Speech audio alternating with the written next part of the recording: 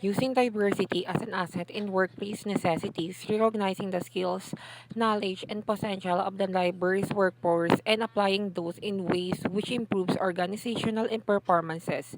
This section examines ways to identify the abilities and capability of the workers and indicates how diversity skills and knowledge might be used to benefit the enterprise. Identifying the ability of the diverse workforce, the best way to identify the skills, knowledge, and potential available to the organization through its diverse workforce is to undertake a combination approaches such as reviewing the CVs and job application of staff to gain a context for each employee in terms of their background, experience, and qualifications. Reviewing internal performance management records of individual employees to match identified workplace capacity with each worker, talking to individual workers and asking them about their skills and knowledge and about their aspirations and where they see themselves being able to make a contribution to the business. History has shown people tend to be very honest in their appraisal of their own strengths and weaknesses, tending to underestimate their capability or ability rather than to overstate it. Speaking with supervisors about their workers to gain their perspective into the abilities each worker brings with them. Speaking with workers to ask them about the skills and knowledge of their colleagues. Conducting trade tests to evaluate the current ability of workers in designated practical skills. Observing the performance of all workers as they perform their roles and responsibilities using a checklist to record demonstrated skills.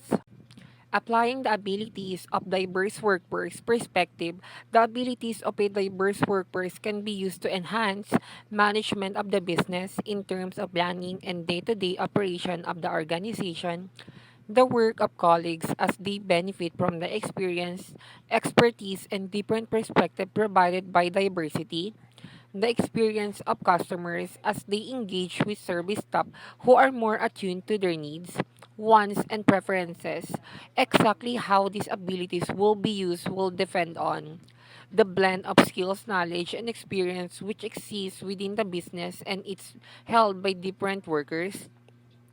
the nature of business and organization is in, and the cross section of customers it services,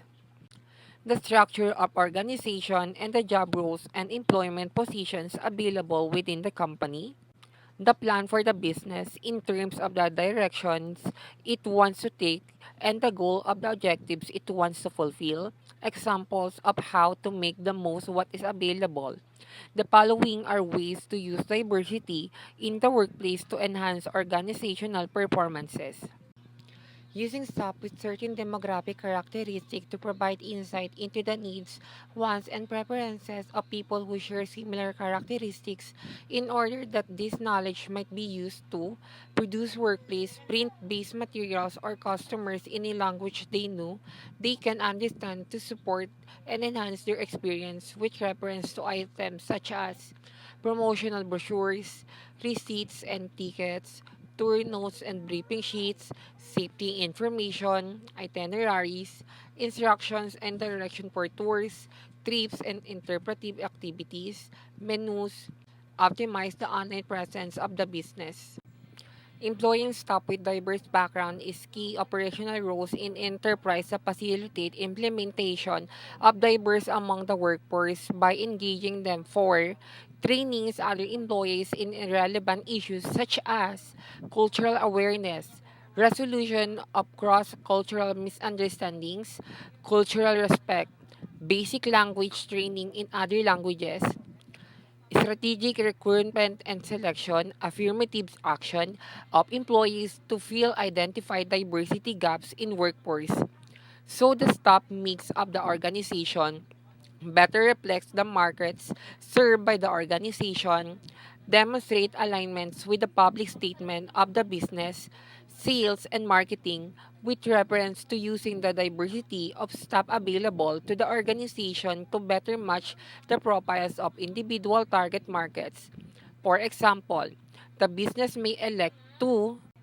Use younger staff to communicate with younger customers. Use older employees to sell more elderly customers. Use people from certain countries to sell to people who speak the same language. Use meals in certain cases to provide information and use pinwheels in certain other cases. Supporting the business in terms of management of the organization in terms of issues such as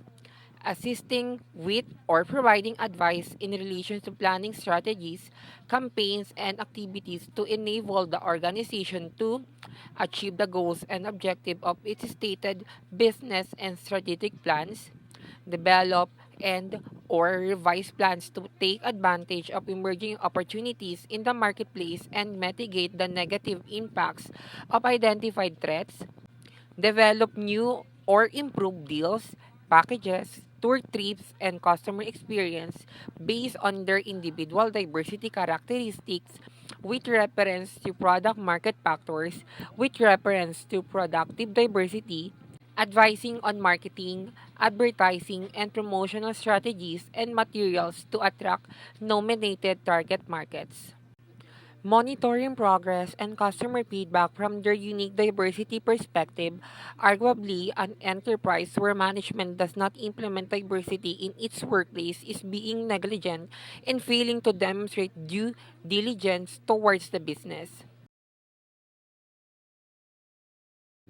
Identifying the barriers language, literacy, and numeracy barriers within the workforce with the potential to adversely impact the involvement of all staff and their engagement with work and development activities can best to determine using a mixture of approaches such as conducting a workplace diversity audit. An organization may conduct numerous types of HR audits, and the diversity audit focuses on how open the business is to the practical implementation of genuine as distinct from espoused workplace diversity. One of the standard topics for consideration as part of diversity audit will be the extent to which LLN is an issue in preventing or enabling the implementation of diversity. Talking to individual staff in a supportive environment that is in an environment where they understand their employment is not at risk if they disclose need for help in this regard.